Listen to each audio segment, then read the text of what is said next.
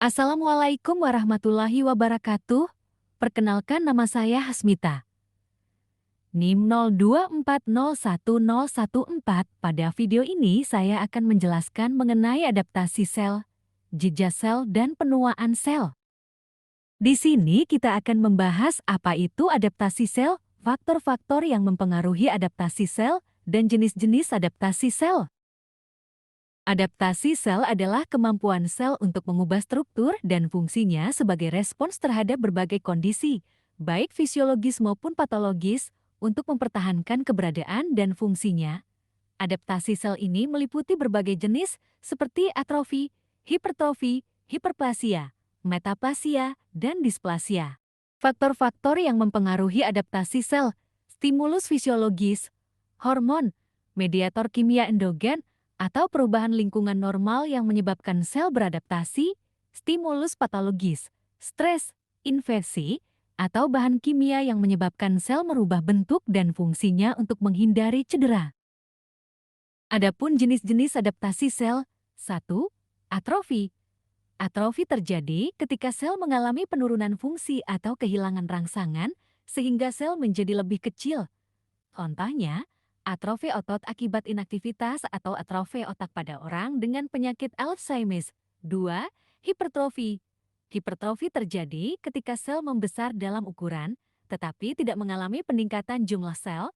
Contohnya, hipertrofi jantung akibat hipertensi atau hipertrofi otot akibat latihan fisik. Hiperplasia. Hiperplasia terjadi ketika sel mengalami peningkatan jumlah sel, biasanya sebagai respons terhadap rangsangan hormonal atau faktor pertumbuhan. Contohnya, hiperplasia endometrium akibat gangguan hormonal atau hiperplasia prostat benigna. 4. Metaplasia. Metaplasia adalah perubahan sel menjadi tipe sel lain yang lebih tahan terhadap rangsangan atau stres.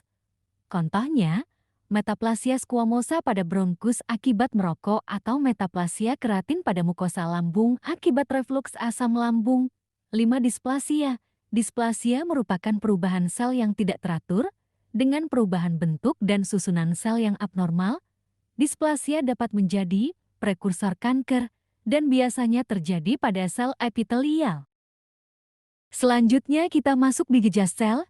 Di jejak sel ini kita akan membahas pengertian jejak sel, penyebab terjadinya jejak sel, dan contoh jejak sel.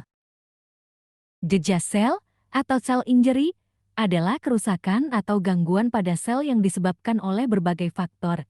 Ini bisa terjadi karena faktor eksternal maupun internal dan bisa menyebabkan perubahan pada fungsi, struktur, atau bahkan kematian sel. Jejak sel bisa bersifat reversibel, dapat pulih, atau irreversibel, tidak dapat pulih.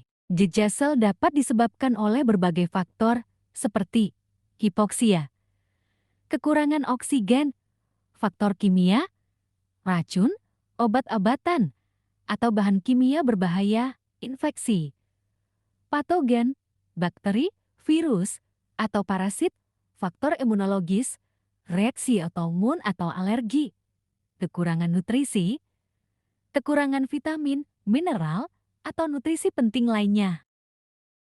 Beberapa contoh jejak sel meliputi atrofi, penurunan ukuran sel, hipertrofi, pertumbuhan sel, hiperplasia, pertambahan jumlah sel, metaplasia, perubahan sel menjadi tipe sel lain, nekrosis, kematian sel akibat kerusakan yang parah, apoptosis, kematian sel yang terprogram.